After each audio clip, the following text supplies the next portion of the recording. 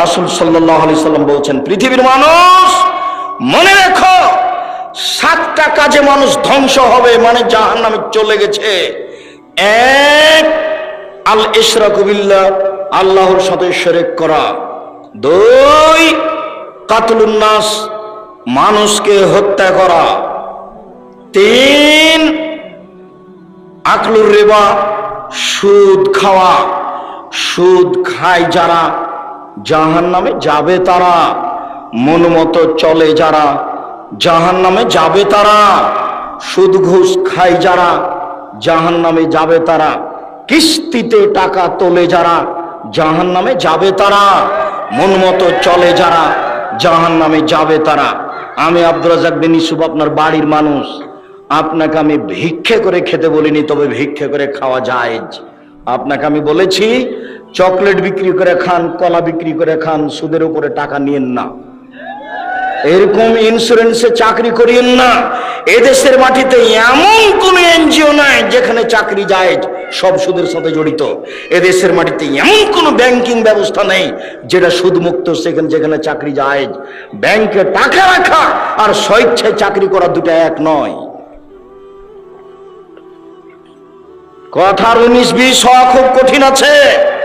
কথা ফেরত নিতে হবে না সহজে।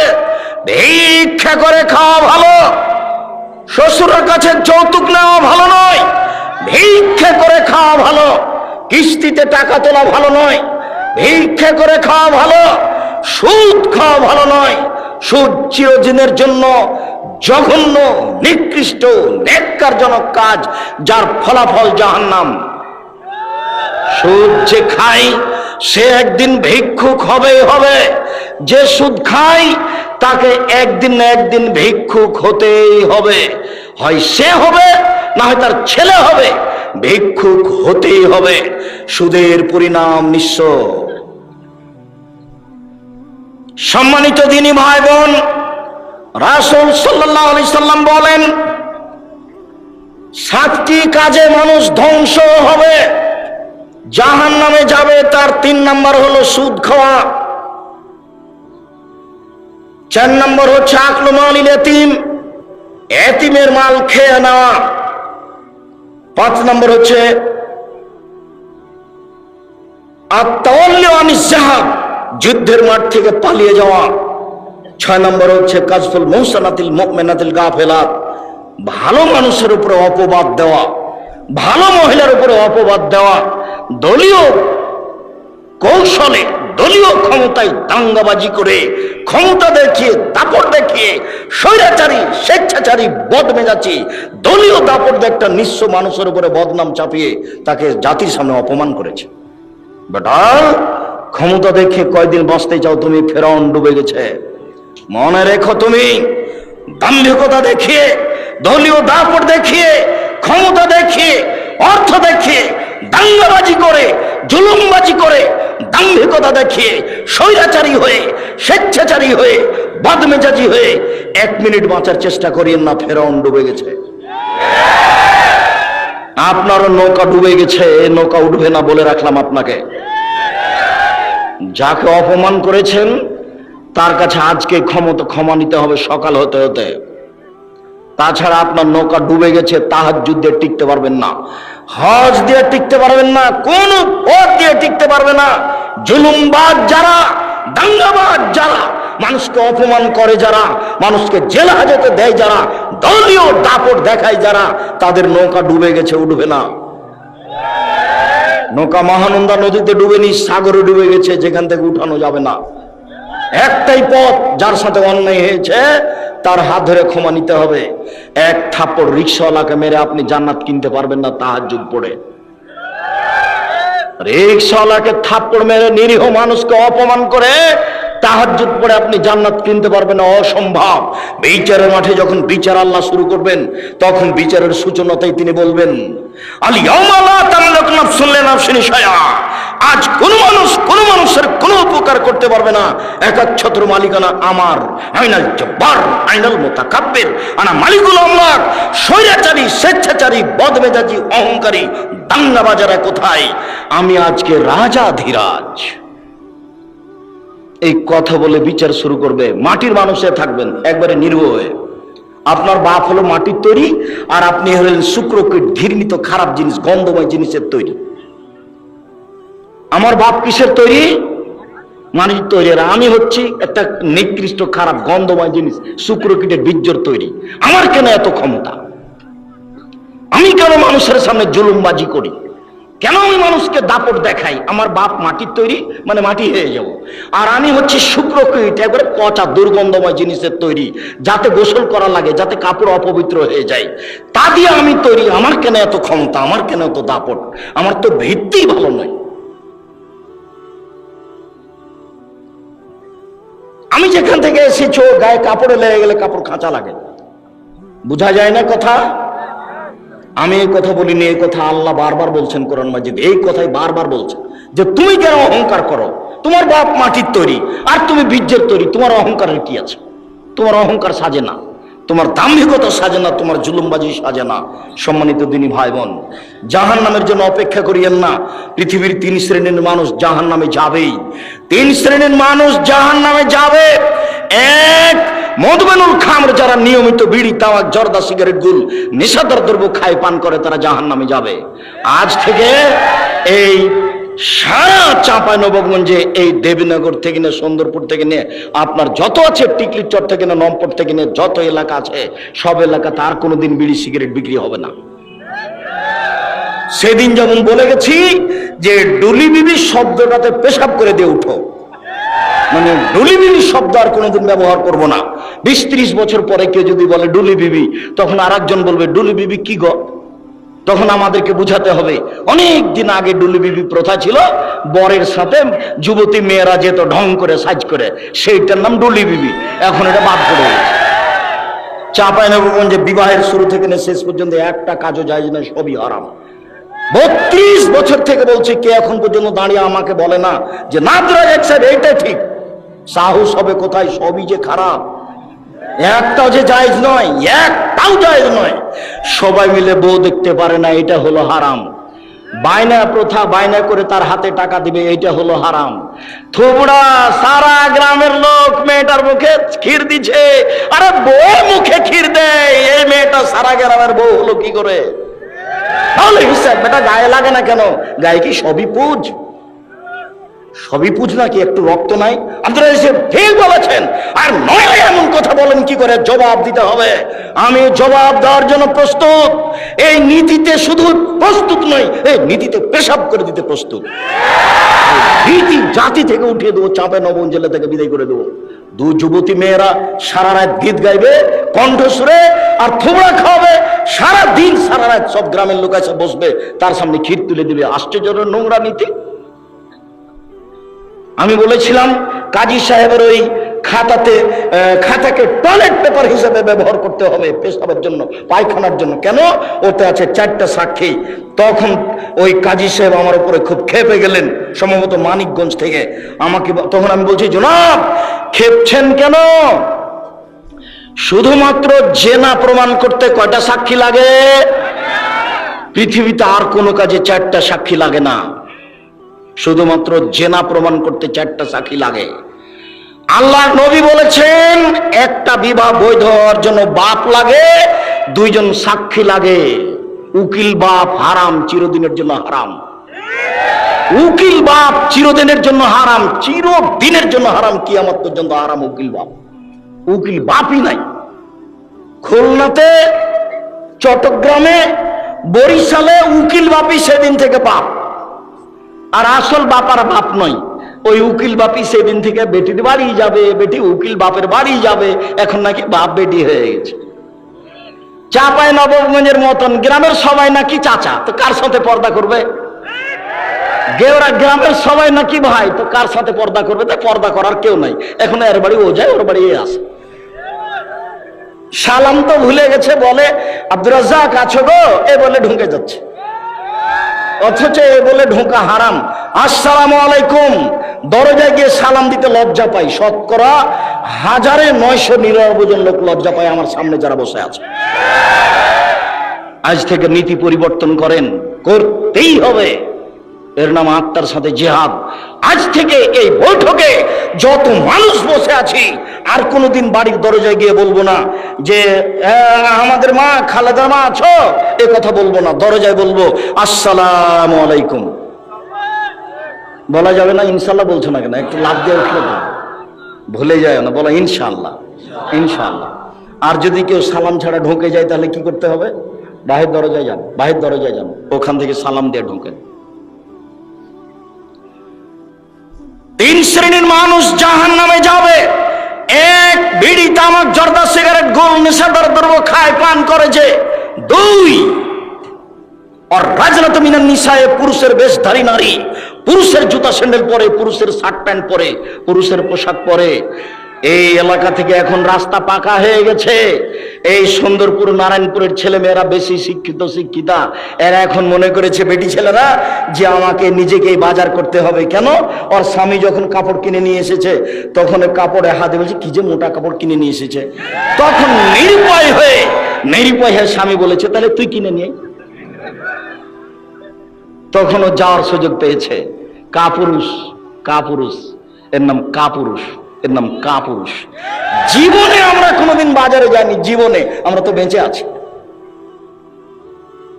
এবং এই কথা তো দূরের কথা, কাপড় কোনো মানুষ যদি কিনে নিয়ে এসে বাসায় দেয় তাহলে বলতে পারবে না এটা মোটা না চিকন।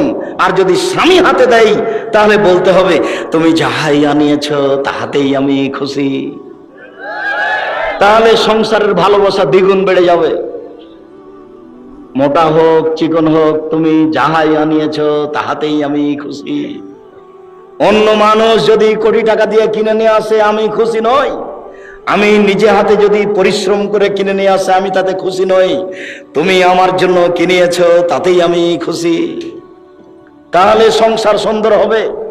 আর আপনাকে আর একটা কথা বলা থাকছে, সবসময় নাম ধরে কাজে বলবেন, নিজে কাজ করবেন না। 1 গ্লাস পানি আপনি নিজে ঢেলে খেলেন কেন? আপনি বলবেন খালেদা 1 গ্লাস পানি নিয়ে আসো তো, ও খুশি হবে। আর যদি নিজে ঢেলে খান তাহলে মনে করবে আমার উপরে রাগ করেছে, সেজন্য তো আমাকে বলেন। আর আপনাকে বলছি, আপনি মহিলা মানুষ, একটু পরে বলছি যে আপনি 1 গ্লাস পানি এইভাবে সামনে থ্যাকস করে দিয়ে সরে যায়েন না, এতে জান্নাত হবে না, এভাবে সংসার চলবে না। আমি আপনার কাছে আসছি একটু পরেই, সম্মানিত দিনী ভাই বোন, এই কথাটা শেষ করে নিই। আমরা এখন রাস্তাঘাট পাকা, এর অর্থ আমার বোনকে আমার মাকে গিয়ে চাঁপাইনবাবগঞ্জ শহরে বাজার করতে হবে, সারা দিন এর ধাক্কা খেতে হবে, ওর ধাক্কা খেতে হবে। মোহর দিনে আপনি ধাক্কা খায় আর একজনের খারাপ লাগে না? একটু লজ্জা লাগে না? একটু শরম লাগে না? একটু হায়া লাগে না? একটু খারাপ লাগে না? একটু বোধোদয় না? একটু বোধগম্য, একটা আত্মমর্যাদা নেই? আত্মমর্যাদা। উপস্থিত বৈঠকের দিনই মুসলিম শুনেন, উপস্থিত বৈঠকের দিনই মুসলিম বোন শুনেন। কথা বলছো কেন? তখন তো তোমার জন্য কথা বলছি, আর তুমি কথা বলছো মানে লজ্জা হয় না তোমার? শরম হয় না তোমার? হায়া হয় না তোমার? ইতস্তবোধ হয় না তোমার? বোধোদয় নেই তোমার? বোধগম্য নয় তোমার? কোন সাহসে তুমি কথা বলো? তোমার বাপ তোমাকে কিছু বলে না, যার জন্য তুমি মনে করেছে এখানে আসলে তুমি ফুলে ধোয়া থাকবে নাকি? ভদ্রতা বজায় রেখে মুসলমানের মেয়ে হে বসে থাকো, আমি তোমার জন্য এসেছি। এই মাঠে আমি গত বছর আসতে পাইনি, আমার একটা দুঃখ বেদনা আছে। আমি সাধ করে তোমার জন্য এসেছি, তুমি মুখ খুলবে না। আমার কথা শেষ হবে তখন তুমি ভাবতে ভাবতে বাড়ি যাবা। এটা আমি ঐকান্তিক কামনা এ দেশের মানুষ হিসেবে তোমার কাছে আমি দাবি রাখি। যত দিনী ভাই বোন আছেন, শরীয়তের ব্যাপারে আমি আপনার কাছে আসতে চাই। আমার এটা দাবি আপনার কাছে, শরীয়তের ব্যাপারে আপনি আমার কাছে আসবেন, এটা আমার দাবি আপনার কাছে। জাতির যদি রাস্তাঘাট করে দিতে না পারি, জাতির যদি স্কুল কলেজ করে দিতে না পারি, জাতিকে চূড়ান্ত সঠিক ধর্ম দিতে পারবো ইনশাআল্লাহ। ধর্মের ব্যাপারে জাতিকে ফাঁকি দিয়ে পরকাল হারাতে রাজি নই। আর ধর্ম নিয়ে চিন্তা ভাবনা করি, হাতে ফতোয়া লিখছি প্রায় 24-25 বছর থেকে। কাজেই কেউ চট করে একটা কথা বলবে আর সেটাই প্রমাণ হয়ে যাবে, কথা নয়। একটা মমর্ষ ব্যক্তি, জানাজা ব্যক্তি, লোককে কবরে থাকা নিয়ে প্রায় 241টা বেদাত আছে, পুরোটাই বেদাত। লোকটা মরে জান যায়। আপনি তার পাশে সূরা ইয়াসিন পড়লেন কেন? কেন পড়বেন? সূরা ইয়াসিন পড়ে কোনো কিছু হবে না, আপনি পড়লেন কেন? মরার সাথে সাথে আপনি মুখটা ঘুরিয়ে দিলেন কেন? সাদা কাপড় দিয়ে ঢেকে দেন। মরার সাথে সাথে আপনি পেট চেপে পেশাব পায়খানা বের করলেন কেন? এই মহিলা বৈঠকের মহিলা দিনী বোন শুনেন, আপনাকে বলছে, এদিকে শুনেন। মহিলাটা মারা গেছে, আপনি পেট চেপে পেশাব পায়খানা বের করলেন কেন? কে বলেছে আপনাকে? আপনি এখন নখ কাটলেন কেন? নখ তো যখন শ্বাস ছিল তখন কাটতে হতো, শ্বাস বন্ধ হয়ে গেছে, সব এখন বিধান বন্ধ। আপনি এখন নখ কাটলেন কেন? মোচটা ছোট করলেন কেন? পরিষ্কার পরিচ্ছন্নতায় গেলেন কেন? সব বন্ধ, শুধু ওযু দিয়ে গোসল দিতে হবে। ওকে সম্পূর্ণ বাম কাতে রেখে ডান কাতে পানি ঢেলে শরীরটা গোটা ভিজিয়ে দিয়ে, গোটা শরীরের সাবান লাগিয়ে দিয়ে খুব হাত দিয়ে ডলে, শক্ত করে ডলে পরিষ্কার করে ঝকঝকে করে ধুতে হবে 3 বার, 5 বার, 7 বার ঝকঝকে করে পরিষ্কার করে ধুতে হবে। ধুয়ে সাদা কাপড় 3টে বিছিয়ে দিয়ে লাশটা উঠিয়ে দিয়ে, ডানেরটা বামে, বামেরটা ডানে। লাশের পা আগে যাচ্ছে না, মাথা আগে যাচ্ছে, এটা বিবেচনার দরকার নেই। লাশকে সামনে রেখে 2জন 3জন বক্তব্য দিতে পাবে না। চেয়ারম্যান একবার, মেম্বার একবার, গ্রামের সর্দার একবার, ওর বাপ একবার, ওর বেটা একবার, না, এগুলো একটাও চলবে না। 2-1টা কথা ইমাম বলতে পারেন, তার একটা কথা থাকবে যে এর ঋণ আছে নাকি, ঋণ থাকলে জানাজা হবে না। ব্যাংকে লোন নিয়ে কোনোদিন ব্যবসা করিয়েন না।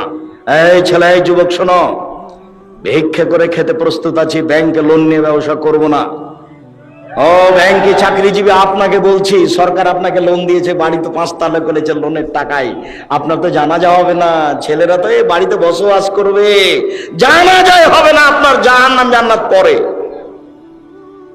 জানাজাই নেই। লোন আছে যার, তার জানাজা নেই। যতক্ষণ পর্যন্ত লোন পরিশোধ না হবে ততক্ষণ পর্যন্ত জানাজা হবে না। দেখি কে আছে এমন তার জানাজার বৈধতা দিতে পারে। মাটি দেওয়ার সময়তে বিসমিল্লাহ বলে মাটি দিতে হবে, যেদিকে পা থাকে সেদিক থেকে ঢোকাতে হবে। তার মানে কোন দিক থেকে বলেন তো? কোন দিকে পা থাকে? এই ছেলে বলো, দক্ষিণ দিকে। বলতে পারছো না কেন? খালি মিছিলে অমুকের চরিত্র ফুলের মতো পবিত্র, ওটা খুব পারে একটা সিগারেটের হিসাবে। একটু বুদ্ধি থাকে না? একটু হিসাব পাওয়া, আজ থেকে নীতি পরিবর্তন করে দাও। উপার্জন করে খাই, কারো এ বিষয়ে বলতে রাজি নই। তুমি জানো রাতে কি করে? তুমি যে বললে অমুকের চরিত্র, তুমি কি করে জানো তার চরিত্র? তুমি কি আল্লাহ? তুমি কেন গেলে এখানে আর একজনের এইভাবে সাফাই গাইতে? একটা সিগারেটের কারণে তোমার ইতস্তবোধ হয় না? রুজি উপার্জন করে খাও। আরে ভিক্ষা করে খাবো কেন? মানুষের বাড়িতে কাজ করে খাবো, মানুষের বাড়িতে কাজ করে খাবো। ক্ষমতা নিয়ে বসবাস করবো, সাহস নিয়ে, ঈমান নিয়ে বসবাস করবো। একদিন চকলেট দিয়ে ব্যবসা করেছে, একদিন কাপড়ের ব্যবসা করব, একদিন কোটি টাকার ব্যবসা করবো, একদিন উসমানের মতো ধনী হবে এই মাটিতে। ব্যবসা করে জাতির উপকার করবো ইনশাআল্লাহ। চাঁপাইনবাবগঞ্জে বাড়ি, সেই জন্য 5 বছরে আম বাগান বিক্রি করে আপনার লন্ডনে বাড়ি করব না। 5 বছরের জন্য বিক্রি কয়েক কোটি টাকায়, একবার নগদ জাহান্নাম। কিভাবে দিন কাটছে কেউ একটু বুঝতে চায় না। সম্মানিত দিনী ভাই বোন, বলছিলাম পুরুষের বেশধারী নারী যারা, তারা জাহান্নামে যাবে। 3 ও দায়ুসালে ইকরফি আলাল খাওয়াসা, যে তার বাড়িতে বেহাইয়ের সুযোগ দিয়েছে, যার মেয়ে নগ্ন পোশাকে স্কুল কলেজে যায়, যার স্ত্রী নগ্ন পোশাকে চলে, সেই হচ্ছে দায়ুস। এমত অবস্থায় তাহাজ্জুদ পড়ে সফলতা অর্জন করতে পারবে না। সম্মানিত দিনী ভাই বোন, আমি এখানে মহিলাদেরকে আরো একটি কথা বলে সামনের দিকে যেতে চাচ্ছি। উপস্থিত বৈঠকের দিনী মুসলিম বোন, শুনে রাখুন, রাসূল সাল্লাল্লাহু আলাইহি সাল্লাম বলেন, 2 শ্রেণীর মানুষ আছে, ওরা জাহান্নামে যাবে, আমি তাদের দেখিনি। 2 শ্রেণীর মানুষ আছে, ওরা জাহান্নামে যাবে, আমি তাদের দেখিনি। 2 শ্রেণীর মানুষ আছে, ওরা জাহান্নামে যাবে, আমি তাদের দেখিনি। 1, ওদের হাতে থাকে লাঠি, গাভীর লেজের মতো, ওরা তা দিয়ে মানুষকে মারে, এরা জাহান্নামে যাবে। 2, নিশাউন, মহিলা, কাশিয়াতুন, কাপড় পরে থাকে, আরিয়াতুন, উলঙ্গ, মমিলাতুন, এরা পুরুষকে নিজের দিকে আকৃষ্ট করে, মায়লাতুন, এরা নিজেরা আকৃষ্ট হয়। লায়াত খুল্লাল জান্নাহ, এরা জান্নাতে যাবে না, জান্নাতে তো যাবে না, যাবেই না। ওয়ালা ইয়াজিদনা রিহাহা, এরা জান্নাতের গন্ধ পাবে না। ফাইনা রিহা লা তুজাদু মিন মাসরিতে কাদা ওয়া কাদা, যে জান্নাতের গন্ধ 1 বছরের দূরত্ব পথ থেকে পাওয়া যায়। এখানে জান্নাত আছে, এখানে একটা দ্রুতগামী ঘোড়া দৌড়াতে আরম্ভ করলো, 1 বছর দৌড়িয়ে যেখানে যাবে ওর মাথায় আপনি যদি দাঁড়ান তাহলে জান্নাতের গন্ধ পাবেন, অথচ এই মহিলা জান্নাতের গন্ধ পাবে না। নগ্ন পোশাক মানে এই ছেলে, তোমার মা এখন এখানে বসে আছে ছোট ব্লাউজ পরে, যারা হাত থেকে বাকি দেখা যায়, এটা কি ভালো পোশাক? তোমার মা যেই ব্লাউজ পরে আছে তার সব নিচের দিক পেটে দিক দেখা যাচ্ছে, এটা কি ভালো পোশাক? আমি শাড়ি হারাম বলিনি, তবে আমি বলেছি শাড়ি ভালো পোশাক নয়। আমি বলেছি সালোয়ার কামিজ মেক্সি চাদর পরতে হবে। যদি শাড়ি পরে তাহলে হাত হতে হবে ব্লাউজের কবজি পর্যন্ত, নিচের দিকে নিচে চলে যেতে হবে, 1.5-2 গজ কাপড়ের ব্লাউজ বানাতে হবে। আর শাড়ি পরে যদি বাইরে বের হতে চাই তাহলে পা মোজা পরে বের হতে হবে, নইলে যখন অটোতে পা উঠাবে তখন হাঁটু পর্যন্ত দেখা যাবে। শাড়ি আমি না কচ করিনি, তবে শাড়ি ভালো পোশাক নয়। আমি বলেছি সালোয়ার কামিজ মেক্সি চাদর পরুন। সম্মানিত দিনী ভাই বোন, বলছিলাম এরই নাম হচ্ছে নগ্ন পোশাক, বিনিময় জাহান্নাম। আবার যখন ওরা রাস্তায় হাঁটে তখন সব পুরুষ তাকে দেখতে থাকে, আবার ওরা যখন রাস্তায় হাঁটে তখন কেন জানি কেমন কেমন করে, আনছান আনছান করে, একবার এই দিকে যায় একবার ওই দিকে যায়, একবার হাত নাড়ে একবার মাথার চুল নাড়ে। তার মানে পরিবর্তন হয়েছে ও নিজেই পুরুষের দিকে আকৃষ্ট হয়েছে, যা রাসূল সাল্লাল্লাহু আলাইহি সাল্লাম বলেন। এই ছেলে, 2-1টা ছেলে বাচ্চা আপনার পাশ থেকে উঠে যদি তা আপনি ঠেকাবেন কেন? ও তো এইসব কথা বুঝতে পারে না, ও যেতে চাইবে, আর যার সামনে দিয়ে যাবে সে কথা ধরে রাখতে পারবে না। আর আপনি দয়া করে কোনো প্রয়োজন আমাকে দেখায়েন না কিছুক্ষণ। সম্মানিত দিনী ভাই বোন, রাসূল সাল্লাল্লাহু আলাইহি ওয়াসাল্লাম বলেন, লানা রাসূলুল্লাহ সাল্লাল্লাহু আলাইহি সাল্লাম আকেল রিবা ওয়া মুকিলাহু ওয়া কাতিবাহু ওয়া শাহিদাইহি। যে সুদ খায় তার উপরে অভিশাপ, যে সুদ দেয় তার উপরে অভিশাপ, যে সুদ নেয়, যে সুদের অঙ্ক কষে তার উপরে অভিশাপ, যে সুদের সাক্ষী থাকে তার উপরে অভিশাপ, ব্যাংকে যত ব্যবস্থাপনা আছে সবার উপরে অভিশাপ। আমি বলিনি, আমি অনুবাদক। শেষ বাক্যে তিনি বলেছেন হোম সওয়া, আজ থেকে তওবা করে উঠতে হবে, আর যেন কিস্তি না চলে। তোমার চলবে না, তোমার বাপের চলবে না, তোমার বোনের চলবে না, তোমার মায়ের চলবে না, একবারে টোটালি কিস্তিতে পেশাব করে উঠতে হবে। আবু হুরায়রা রাদিয়াল্লাহু তাআলা আনহু বলেন, রাসূল সাল্লাল্লাহু আলাইহি সাল্লাম বলেছেন, মায়াকুলু দিরহাম রিবা ওয়া আলাম আসাদু মিন সিদ্দাতি ওয়া সালাসিনা জিনিয়া। কেউ যদি জেনে শুনে 1 টাকা সুদ খায়, 36 বার জেনা করে যত পাপ হবে, 1 টাকা সুদ খেলে তার চেয়ে বেশি পাপ হবে। আমি বলিনি, আমি অনুবাদক, এ কথা আমি বলিনি। বাচ্চা, এই কথা আমি বলিনি, আবার অনুবাদ করছি। রাসূল সাল্লাল্লাহু আলাইহি সাল্লাম বলেন, মায়াকুলু দিরহাম রিবা ওয়া আলাম। কেউ যদি জেনে শুনে 1 টাকা সুদ খায়, 70 বার জেনা করে যত পাপ হবে, তার চেয়ে বেশি পাপ হবে 1 টাকা সুদ খেলে। 36 বার জেনা করে যত পাপ হবে, 1 টাকা সুদের পাপ বেশি হবে। তিনি বলেন, আর রিবা সাবুনা জুজান, সুদের 17টি ভাগ রয়েছে। আইন সারহা আইন গহরাজুল উম্মাহু, তার সবচেয়ে ছোট ভাগ হলো মার সাথে জেনা করলে যেমন পাপ হয়। লজ্জা লাগে না? এই ছেলে, কত টাকা সুদ খেয়েছো, তুমি লজ্জা করো না? তোমার শরম লাগে না? এই বেটা, মুখ নিচু করে বসে আছো কেন? তওবা করে উঠো। ভিক্ষা করে খেতে রাজি আছি, আজ থেকে সুদের মুখে পেশাব করে দেবো। কোটি কোটি টাকা সুদ খেয়েছি, আর যদি এই বছরে বলতে পারি আমি সুদ ছেড়ে দিলাম, তুমি আমাকে মাফ করো, যদি আমার কোটি কোটি টাকা সুদ থাকে মাফ হয়ে যাবে। রিক্সাওয়ালাকে যদি আমি দাম্ভিকতা দেখে 1 থাপড় মেরে থাকি, তাহলে আর পাপ ক্ষমা হবে না, ওটা জুলুমবাজি করা। যদি যাকাত ওসর বের না করি, তাহলে ফকিরের হক মেরে খেয়েছি। কার? যাকাত ওসর ফিতরা কাকে দিতে হবে? ফকিরকে। তো আমি দিলাম না, আমি কি করলাম? ফকিরের হক মেরে খেলাম, এর বিচার পরে হবে। 1 মিনিট, যারা জালেম তাদের বিচার পরে হবে, যারা রিকশাওয়ালাকে থাপ্পড় মেরেছে তার বিচার পরে হবে, যারা পাড়া প্রতিবেশী গ্রাম্য চাচা চাচিকে অপমান করেছে তার বিচার পরে হবে, যারা দাম্ভিকতা দেখে দলীয় দাপটে মানুষকে জেলে দিয়েছে তার বিচার পরে হবে। পৃথিবীর মানুষ শুনে রাখুন, বিশ্বের বাঙালি দিনী ভাই বোন যারা আমার সামনে আছেন, যারা অনলাইনে আমাদের সাথে আছেন সারা পৃথিবীর বিভিন্ন স্থান থেকে, তাদেরকে আমরা অনুরোধ করে জানাতে চাই, মনে রাখবেন, কারো যদি মানুষের সাথে অন্যায় আচরণ হয়ে থাকে তার নাম জুলুম, তার বিচার পরে হবে।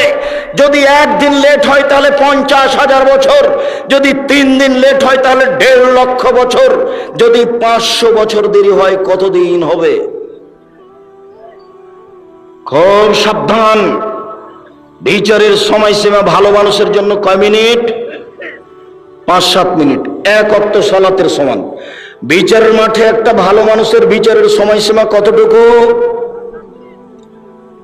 1 ওয়াক্ত সালাতের সমান, 1 ওয়াক্ত ফরজ সালাত আদায়ের সমান, 1 ওয়াক্ত ফরজ সালাত আদায়ের সমান। মনে থাকবে না মনে হয়? তো আমরা ধরে নিই মাগরিবের সালাত আদায় করতে 5-7 মিনিট লাগতে পারে, আমরা ধরে নিই এশার সালাত আদায় করতে 10 মিনিট লাগতে পারে। আল্লাহ রাসূল বলেছেন ভালো মানুষের বিচার হবে 1 ওয়াক্ত সালাতের আদায়ের সময়সীমা 5-7 মিনিট, 10 মিনিট। আর কবরের সময়সীমা হলো বাসর রাতের সমান, বাসর রাতের সমান। চাচাতো বোন ফুফাতো বোনকে বাসর রাত সাজাতে হবে না, বাসর ঘর এটা হারাম। বাসর ঘর সাজাতে হবে এ কথাই ঠিক, কনেকে সুন্দরী করে সাজাতে হবে এ কথাই ঠিক। এদেশে একটা বই পাওয়া যায় আদর্শ পরিবার, এখানেই আছে। আপনি যদি মনে করেন আব্দুর রাজ্জাক সাহেব কিনে নিয়ে আপনাকে ঠকিয়ে দিয়েছে, আমার কিছু করার নেই। ওখানে বাসর রাত কেমন হবে তা লেখা আছে, বাসর রাতের বিস্তারিত বিবরণ দেওয়া আছে, কনেকে সুন্দরী করে সাজাতে হবে কথা বলা আছে। বাসর ঘরে ঢুকে আগে বইয়ের মাথায় হাত দিয়ে দোয়া পড়তে হবে, তারপরে 2 রাকাত সালাত আদায় করতে হবে, তারপরে দাম্পত্য জীবনে যেতে হবে। গেলাম রাত 10টার সময়, কিছু কথাবার্তা বললাম, তারপরে সাংসারিক যে 2 রাকাত সালাত আদায় করলাম, তারপরে কিছু কথাবার্তা বললাম, রাত 2টা বেজে গেল, এখন ঘুমাতে গেলাম। তাহলে ঘুমে থাকলাম 3 ঘন্টা, 5টার সময় আজান হয়ে গেল, এই 3 ঘন্টা ঘুমালাম।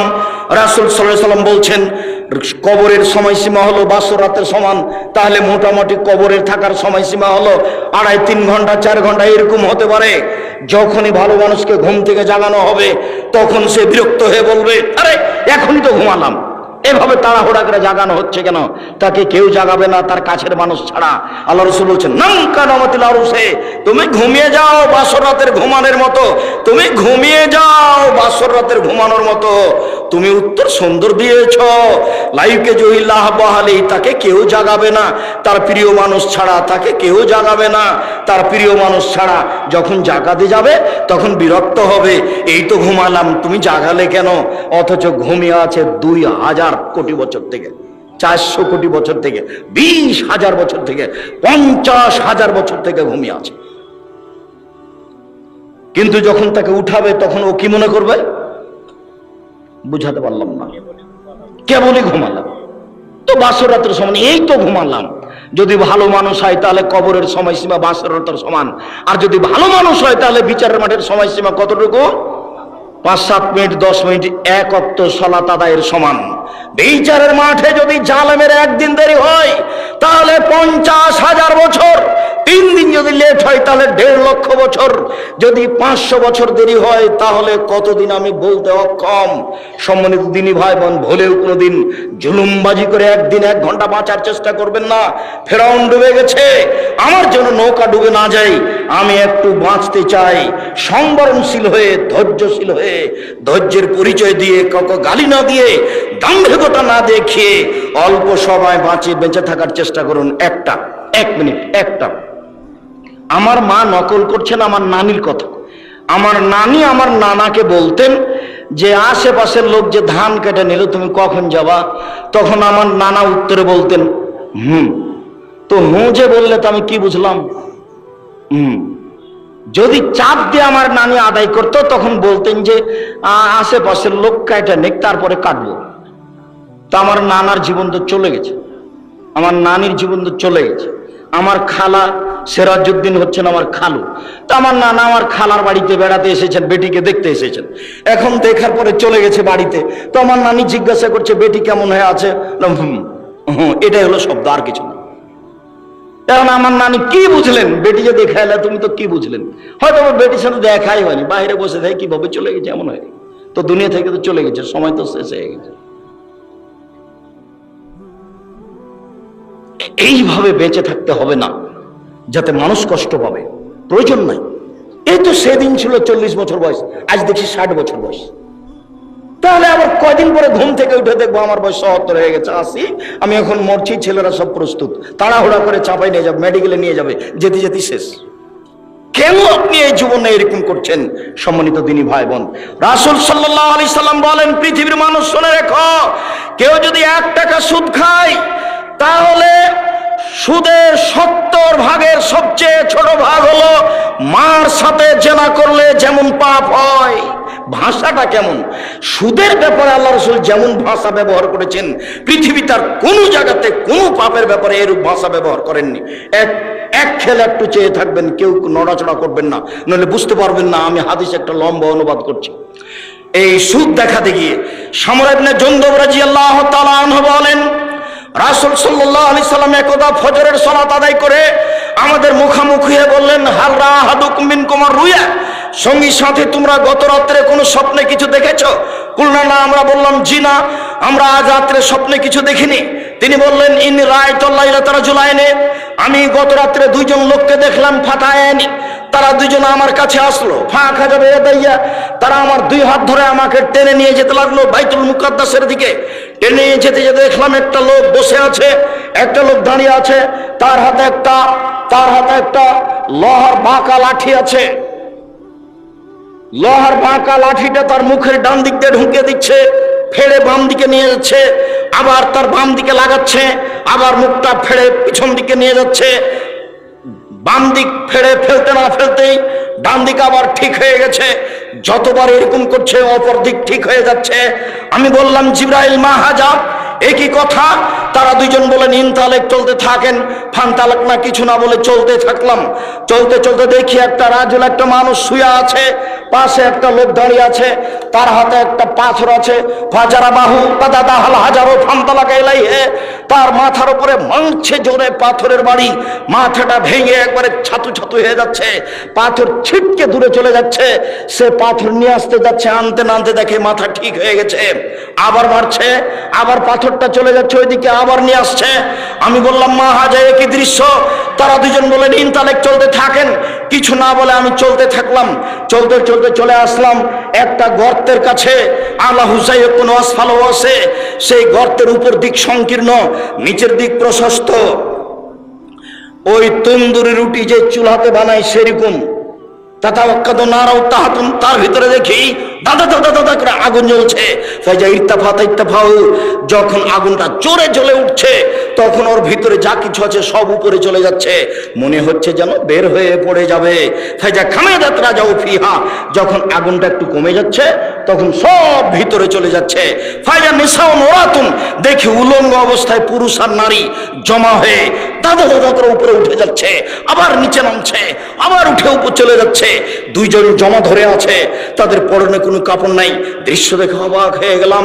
আমি বললাম, মা হাজা, জিবরাইল, একই দৃশ্য, কালা। তারা 2 জন আমাকে কিছু বললেন না, ইনতালেক, চলতে থাকলেন। আমিও বললেন চলেন, আমিও চলতে থাকলাম। চলতে চলতে চলে আসলাম একটা রক্তের নদী। দেখি নদীতে শুধু রক্ত, পানি টানি নাই, কিছু নেই। রক্তের নদীর মাঝে একটা লোক আছে, পাশে একটা লোক রয়েছে। যে লোকটা পাশে আছে তার হাতে একটা আছে, পাথর আছে। যতবার রক্তের নদী থেকে লোকটা উঠতে চাচ্ছে, ততবার পাশ থেকে মেরে তার মুখকে ভেঙে চুর করে দিচ্ছে, চুরমার করে দিচ্ছে, ও ভিতরে চলে যাচ্ছে, আবার আসার চেষ্টা করছে, আবার পাথর মারছে। আমি বললাম, একই দৃশ্য। তারা 2 জন বললেন, ইনতালেক, চলতে থাকেন। আমি আর কিছু না বলে চলতে থাকলাম। চলতে চলতে চলে আসলাম একটা বাগানে। সেই বাগান দেখি খুব সুন্দর বাগান, অফিয়া সাজারান্ত নাজিমা। বাগানে দেখি একটা খুব বিরাট গাছ, সেই গাছের পাশে দেখছি একটা বৃদ্ধ মানুষ হেলান দিয়ে বসে আছেন। দেখি একটা দূরে একটা লোক, তার হাতে একটা লোহার লাঠি আছে। ইকদুন নারা, ও আগুনকে এভাবে লোহার লাঠি দিয়ে উত্তেজিত করছে। ফাসায়দা বিয়াস সাজারা, তারা দুজন আমাকে ধরে গাছের উপর দিকে নিয়ে চলে গেলেন, মাঝামাঝি দিকে একটা ঘরে ঢুকে দিলেন। আরে গাছের মাঝামাঝিতে ঘর, এত সুন্দর দামি ঝকঝকে ঘর, ঝকঝকে ঘর আমি জীবনে কোনোদিন দেখিনি। সবকিছু দেখলাম, সেখানে দেখি যুবক, যুবতী, পুরুষ, নারী, বৃদ্ধ, সব বৃদ্ধা পরিপূর্ণ হয়ে আছে। তারা দুজন আমাকে সেখান থেকে বের করে নিলেন, আর উপরে নিয়ে গেলেন, আর একটা ঘরে ঢোকালেন। দেখি সেই ঘর আগের ঘরের চেয়ে অনেক উত্তম। সেই ঘরে আছে শুধু যুবক আর বৃদ্ধ মানুষ আছে। এইবার তারা দুজনকে আমি বললাম, এতক্ষণ পর্যন্ত যা কিছু দেখলাম আমাকে বলে দেন। তখন তারা দুইজন বললেন, আচ্ছা আচ্ছা ঠিক আছে, সব বলে দিচ্ছি আপনাকে। আপনি কি দেখলেন? ওই যে প্রথমে দেখলেন একটা লোক বসে আছে, তার মুখের ডান দিক দিয়ে লাঠি ঢুকিয়ে ফেড়ে পিছন দিকে নিয়ে যাচ্ছে, বাম দিকে লাঠি ঢুকিয়ে ফেড়ে পিছন দিকে নিয়ে যাচ্ছে। ফারাজুলুন কাযাব, মিথ্যা কথা বলতো। যারা জীবনে মিথ্যে কথা বলবে তাদের এই অবস্থা হবে। যতদিন পর্যন্ত বিচার না হয়েছে এরকম হতে থাকবে। মিথ্যা কথা বললেন কেন? সুলিও হবে না, ফাঁসিও হবে না। কেন আপনি মিথ্যা কথা বলতে গেলেন? কেন আপনি মিথ্যা সাক্ষী দিবেন? হাদিস বুখারী মুসলিম এক খেয়ালে চেয়ে থাকবেন, যার মুখ ফেড়ে ফেলা হচ্ছে হলো মিথ্যুক। বিচারের দিন পর্যন্ত এইভাবে তার শাস্তি হতে থাকবে। বিচার হলে কি হবে বুঝাই যাচ্ছে, জাহান্নাম হবে, তবে আল্লাহ ভালো জানে। দুই, ওই যে দেখলেন যে লোকটা শুয়ে আছে, পাশ থেকে পাথর মেরে তার মাথাকে ভেঙে চৌচির করে দেওয়া হচ্ছে। ফারাজুলুন আলেম, উনি হচ্ছেন মাওলানা মানুষ। উনি কেমন মানুষ? মাওলানা মানুষ। হুজুর এবার আটকা পড়েছে। বক্তা শ্রোতার পরিচয় বই পড়তে হবে, জরুরি। হুজুরকে দিয়ে জাহান্নাম উদ্বোধন হবে। কাকে দিয়ে জাহান্নাম উদ্বোধন হবে? হুজুরকে দিয়ে। আল্লাহ রাসূল বলছেন যে জিবরাইল আমাকে মেরাজে নিয়ে যাচ্ছেন উপরে। হঠাৎ দেখি অনেক মানুষ, যাদের ঠোঁটে কত জিভাকে আগুনের কেঁচি দিয়ে কেটে দেওয়া হচ্ছে, আগুনের কেঁচি দিয়ে জিভা কেটে দেওয়া হচ্ছে। আমি বললাম, জিবরাইল মান হাওলা, একই কথা। ছি ছি ছি ছি ছি জি, জিভা কেন আগুনের কেঁচি দিয়ে কেটে দেওয়া হচ্ছে? তখন জিবরাইল বলছেন, হাওলাই খুতবান উম্মতিক, এরা হচ্ছে আপনার উম্মতের বক্তা, যারা বক্তৃতা করে বেড়াতো। আমি জানি না আপনার মুফাসসিরের কি হবে। আপনার মুফাসসির দিয়ারের মাটিতে এসে 3 ঘন্টা বক্তব্য দিল, তারপরে বলছে এই আয়াতের তাফসীর তো আরো 2 দিন লাগবে। আল্লাহর কসম, ওরকম তাফসীর দুনিয়াতে নাই। আপনি বাস্তব পরীক্ষা করবেন। এই ছেলে কতদিন থেকে টাকা এভাবে উঠাও গো তাফসীর মাহফিলে? বলো যে ভুল হয়েছে, আর কোনোদিন করবো না। এই ছেলে শোনো, তোমাকে বলছি, বাংলা তাফসীর ইবনে কাসির পাওয়া যায়, সবচেয়ে বড় এবং ব্যাপক। তোমার হুজুরকে বলে দিও সূরা কাহফের 10 নম্বর আয়াত পর্যন্ত তাফসীর করবেন, তারপরে তুমি বাংলা খুলে বসে থাকবা। আল্লাহর হস্তে তোমার সাথে তার কোনো মিল খাবে না। তোমাকে ফাঁকি দিয়েছে, জাতিকে ফাঁকি দিয়েছে। 20,000 টাকা লস হয়েছে, আবার মুরগির গোস্ত, আবার একটু মনে গেলে চোখ গরম। হ্যাঁ, গাড়ি পাঠাননি, আমি দেখে আসছি না। 90 সাল থেকে দেখছি। কতদিন থেকে? 90 সাল থেকে দেখছি। আমি কোনোদিন বলিনি গাড়ি কোথায়, কোনোদিন বলিনি গাড়ি কোথায়, ব্যবস্থাপনা ভালো হয়নি কেন, কোনোদিন বলিনি। বিমানবন্দরে ঢুকে যখন বিমানে উঠতে যাই, তখন যারা নিয়ে যায় তারা বলে আপনি থামেন, আপনি এখানে বসে থাকেন। তো কিছুক্ষণ পরে বলে যে চলেন। তার মানে ওই আর সব আমলোক যে গাড়িতে উঠেছে ওকে আমাকে ওখানে উঠতে দিবে না। ওই পার্সোনাল একটা গাড়ি নিয়ে এসেছে, তার নাম ভিআইপি বলছে। আমি ভিআইপি হিসাব করি না কোনোদিন। যখন যেখানে যাই পিছনে মানুষ এমনি হেঁটে বেড়াচ্ছে। এটা আল্লাহর অশেষ দয়া। এর নাম দয়া। এর নাম কি? এর নাম দয়া। কোনো দিন একটা মিনিটের জন্য নিজেকে হিসাব করে চলি না, একটা মিনিট। এই যে আজকে এখানে এসেছি, কিছুক্ষণ আগে বাড়িতে যেভাবে ছিলাম সেভাবে এসে। মুসলিউদ্দিন বলছে যে দুবাই বিমানবন্দরে লুঙ্গি পরে আছেন, জরিমানা লাগবে। জরিমানা আগে লাগুক, তো তারপরে দেখা যায়। জরিমানা আগে লাগুক। গ্রামের মানুষ খুব সাধারণভাবে থাকার চেষ্টা করি। আল্লাহকে বলি, আল্লাহ আমার ভুল ত্রুটির কারণে জামিয়া সালাফের ক্ষতি না হয়। আর একটা বলি, আমি যদি কিছু ইবাদত বান্দিগি করে পার হতে না পারি, তাহলে জনগণ যেসব কোরআন হাদিসের কথা বলেছি ওরা যে মেনে চলছে, ওই দিক দিয়ে একটু বিচারের মাঠে পার করে দিও কোনো রকম করে, অন্তত এইটুকু তুমি দাবি রক্ষা করো। এইভাবে বলি আল্লাহকে। নিজে কিছু করে সফল হতে পারবে এমনটা মনে বলে না। সম্মানিত দিনী ভাই বোন, তারপরে আল্লাহ রাসূল বলছেন যে দুইজন বলছেন, ওই যে আপনি দেখলেন যে লোকটা রক্তের নদীতে পড়ে আছে, সে হচ্ছে সুদখোর। সুদ খেতে যার কারণে তাকে রক্তের নদীতে ফেলে দিয়ে পাশ থেকে পাথর মেরে তার মাথাকে মুখকে ভেঙে চৌচির করা হচ্ছে। পৃথিবীর দিনী মুসলিম ভাই বোন, সম্মানিত উপস্থিত দিনী ভাই বোন, যারা মিডিয়াতে আমাদের সাথে আছেন তাদেরকে আমরা অনুরোধ জানিয়ে বলছি, সুদ মহাপাপ, বিনিময় জাহান্নাম। কেউ যদি সুদ খায় তার উপরে আল্লাহর অভিশাপ হবে, রাসূলের অভিশাপ হবে। কেউ যদি 1 টাকা সুদ খায় তাহলে 36 বার জেনা করে যত পাপ হবে, 1 টাকা সুদ খেলে তার চেয়ে বেশি পাপ হবে। কেউ যদি সুদ খায়, সুদের পাপের 17টি ভাগ রয়েছে। ছোট ভাগ হলো মার সাথে জেনা করলে যেমন পাপ হয়। কেউ যদি সুদ খায় তাহলে তাকে রক্তের নদীতে ফেলে দিয়ে তার মুখে পাথর মেরে তার মুখকে চৌচির করা হবে। অতদিন পর্যন্ত শাস্তি হতে থাকবে যতদিন পর্যন্ত বিচার না হয়েছে। ওই যে দেখলেন বিশাল গাছ, গাছের পাশে একজন বৃদ্ধ মানুষ বসে আছেন, তিনি হচ্ছেন ইব্রাহিম আলাইহিস সালাম। ওই যে একটা লোক দেখলেন যে লোহা হাতে করে আছে, জাহান্নামের আগুনকে উত্তেজিত করছে, উনি হচ্ছেন মালিক ও খাজিনের নারে জাহান্নামের মালিক, তিনি আগুনকে উত্তেজিত করছেন। এই যে আমি আপনার ডান হাত ধরে আছি, আমি হচ্ছি জিবরাইল। এই যে আপনার বাম হাত ধরে আছেন, ইনি হচ্ছেন মিকাইল। আপনি একটু মুখটা আকাশের দিকে করেন। আমি করলাম, আমি দেখলাম সুন্দর একটি ঝকঝকে ঘর। তারা বললেন এটা হচ্ছে আপনার ঘর। আমি বললাম দানি আদখুল মনজিলি, তাহলে আপনারা দুইজন ছেড়ে দেন, আমি ঘরে ঢুকে যাই। তখন তারা বললেন না না না না না না, আপনার বয়স বাকি আছে। যেদিন আপনার বয়স শেষ হয়ে যাবে সেদিন আতাইতা মানজিলাকা, আপনি আপনার ঘরে চলে আসবেন। হাদিস বুখারী। সম্মানিত দিনী ভাই বোন, আপনাকে আমি সুদের মতো নেককারজনক নোংরা পাপ থেকে বেঁচে থাকার জন্য অনুরোধ জানাচ্ছি। কেউ যদি সুদ খায়, কেউ যদি ঘুষ খায়, কেউ যদি ওসর যাকাত আদায় না করে, তাহলে সে রুজি দিয়ে জাহান্নামে যাবে। শুনুন, সে রুজি দিয়ে তার কোনো ইবাদত কবুল হবে না।